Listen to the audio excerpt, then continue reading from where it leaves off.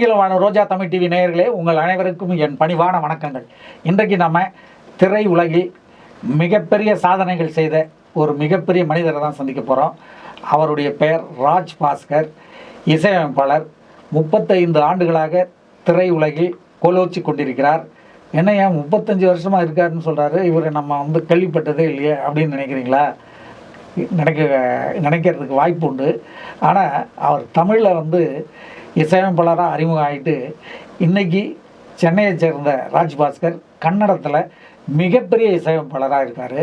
கிட்டத்தட்ட பல 100 படங்களுக்கு இசையமைச்சிருக்காரு, பல வெற்றி படங்களுக்கு இசையமைச்சிருக்காரு. இப்போ கூட பார்த்திங்கன்னா காலையில் சென்னையில் இருப்பார், மாலையில் பெங்களூரில் இருப்பார், 2 நாள் பெங்களூரில் இருந்துட்டு அடுத்த நாள் சென்னைக்கு வருவார். அந்த அளவுக்கு பிஸி ஷெட்யூலில் ஒர்க் பண்ணிகிட்ருக்காரு.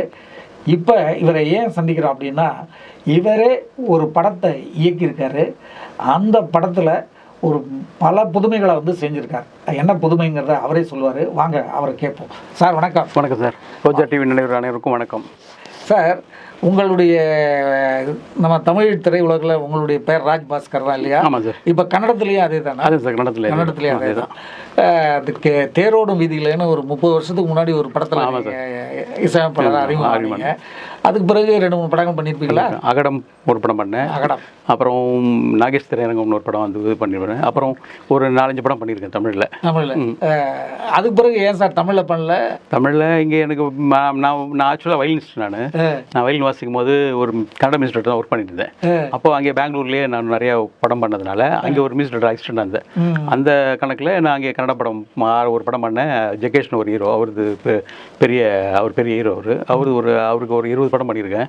அப்படியே லிங்க் ஆகி ஒவ்வொரு படமாக அப்படியே நிறைய பேருக்கு மியூசிக் டைரக்டர் ஆனி நான் கன்னடத்தில் நிறைய படம் பண்ணேன். அதுக்கப்புறம் எனக்கு ஒரு ஆசை, ஒரு டைரக்ஷன் பண்ணணும், ஒரு புதுசாக ஒரு புதுமையாக. அப்போ இது வரைக்கும் யாருமே பண்ணாத ஒரு புதுசாக ஒரு சப்ஜெக்ட் எடுக்கணும் அப்படின்னு ஒரு ஐடியா வந்தது.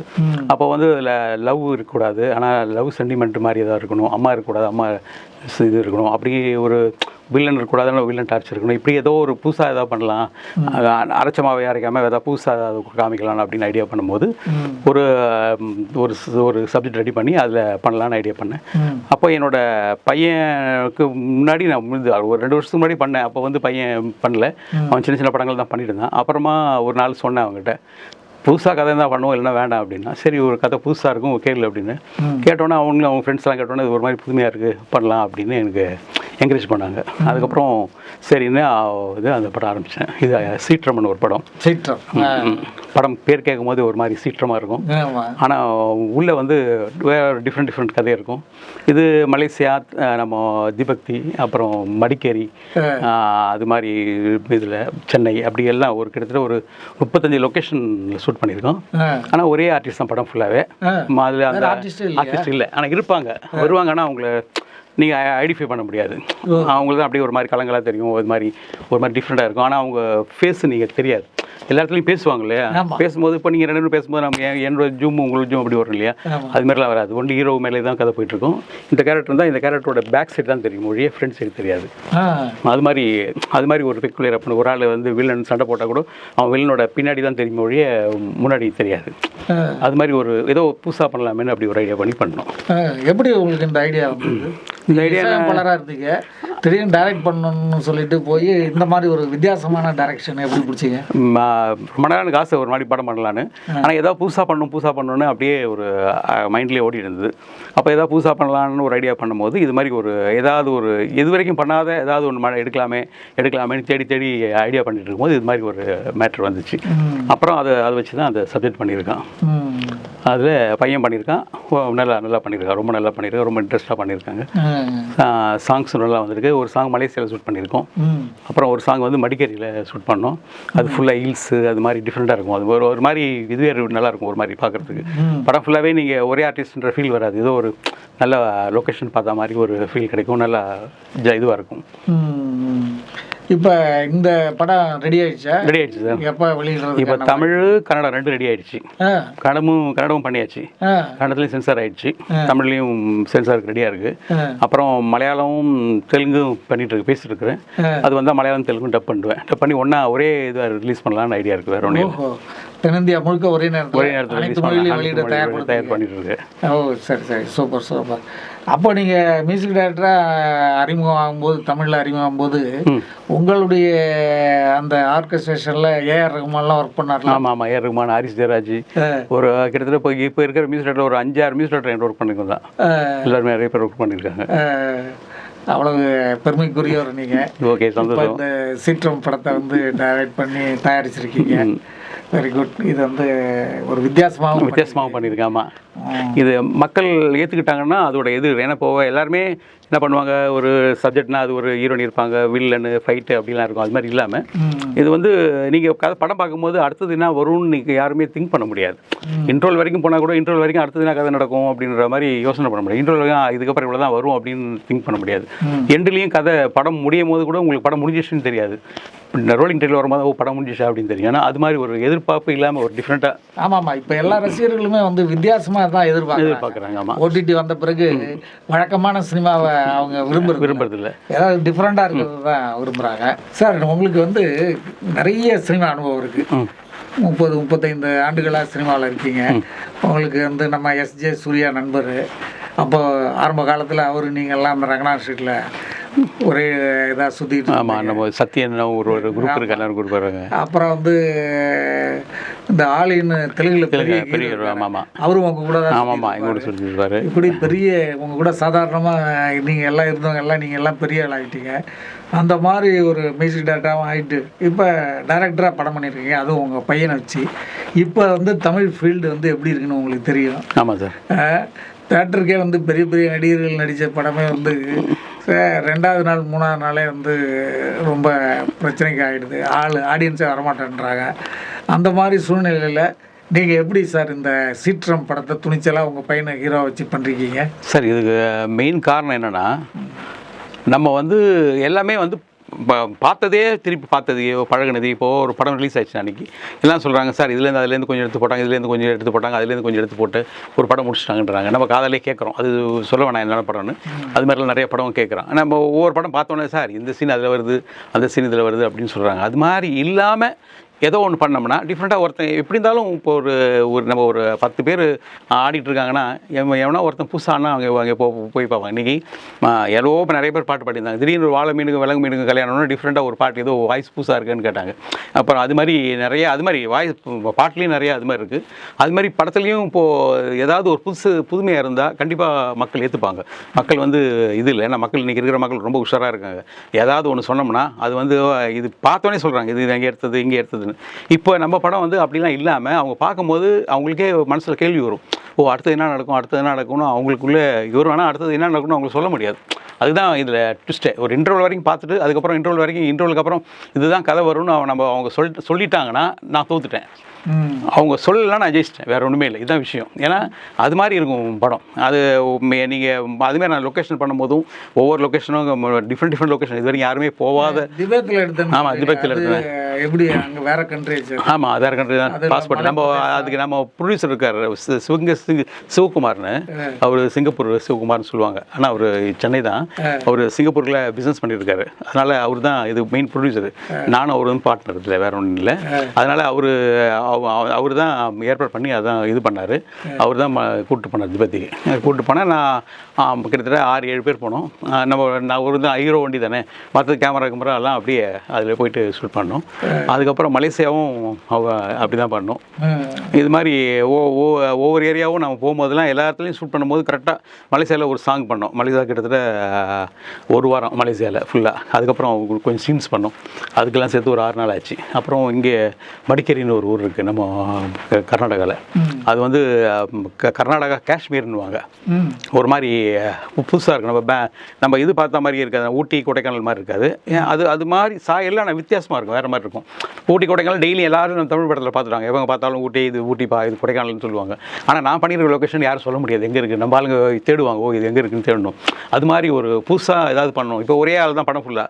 இவங்க படம் ஃபுல்லாக ஒரே ஆள் பார்க்கும்போது நடா ஒரே ஆள் வந்து போகிறான் அப்படின்ற மாதிரி போர் அடிக்கும். ஆனால் அந்த போர் அடிக்காத அளவுக்கு வேறு ஸ்க்ரீன் ப்ளே வேறு மாதிரி பண்ணினா கொஞ்சம் நல்லாயிருக்கும். மக்களும் பார்க்குறவங்களுக்கும் ஓ ஏதோ ஒன்று பண்ணியிருக்காங்க, சரி பார்ப்போன்ற ஐடியா வருன்றது. அது மாதிரி ட்ராவல் பண்ணோம். படம் ஃபுல்லாகவே ட்ராவல் ஆகி லாஸ்ட்டில் கிளைமேக்ஸில் தான் அந்த அந்த இடம் வந்து முடியும்.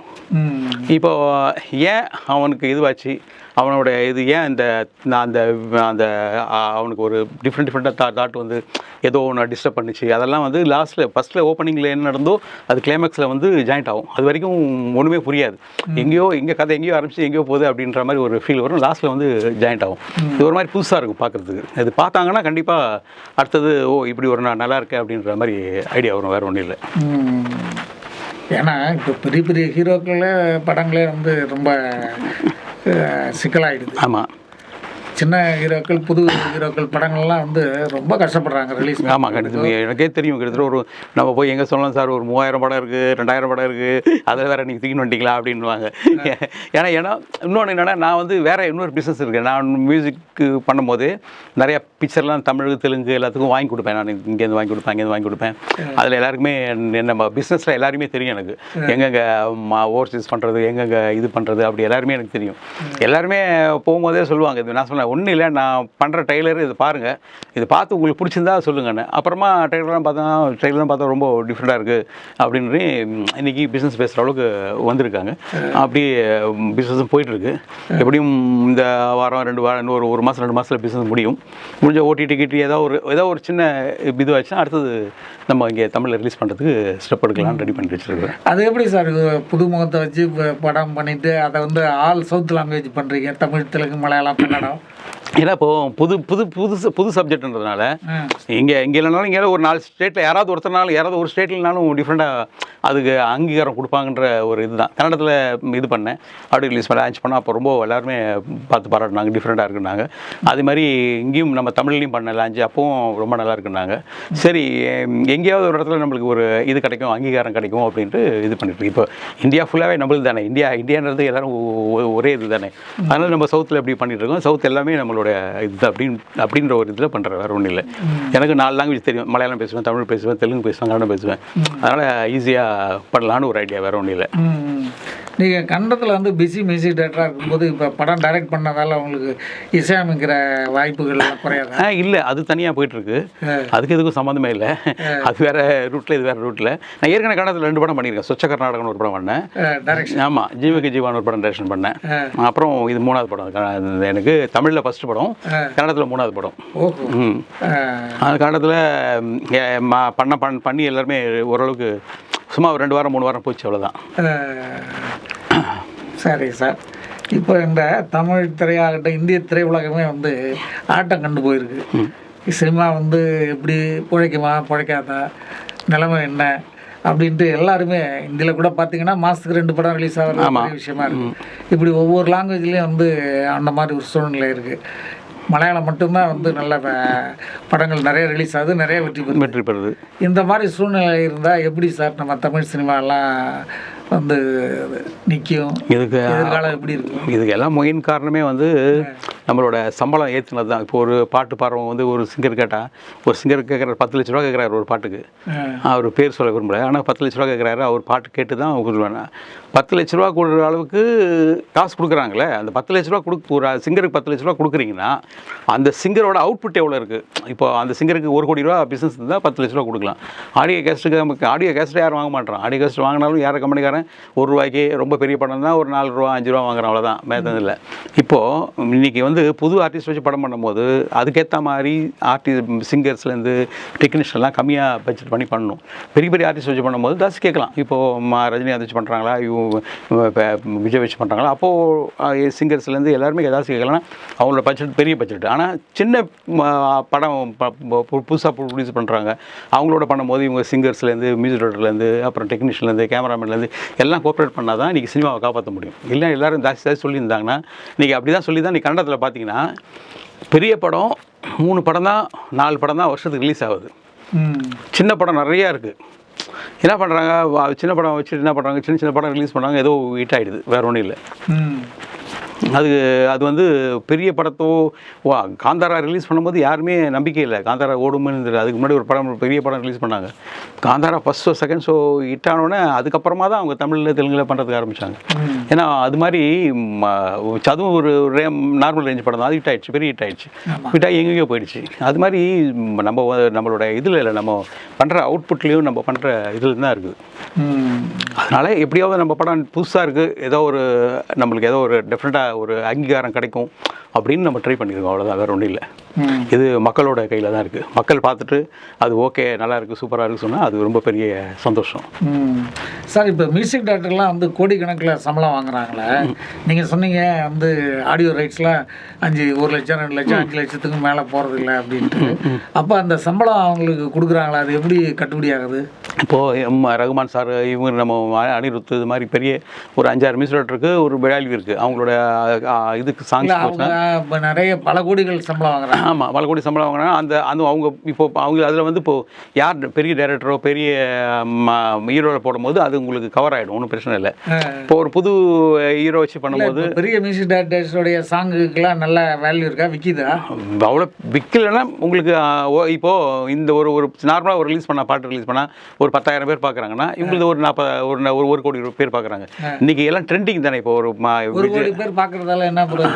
1 கோடி பேர் பார்க்கணுன்னா அவங்களுக்கு ₹1 வந்தால் கூட ஆடியோ கேசட் கம்பெனிக்காரனுக்கு ₹1 கோடி வந்துடும். அதான் ஆடியோ கேசட். ஆமாம், அவங்களுக்கு வரும்.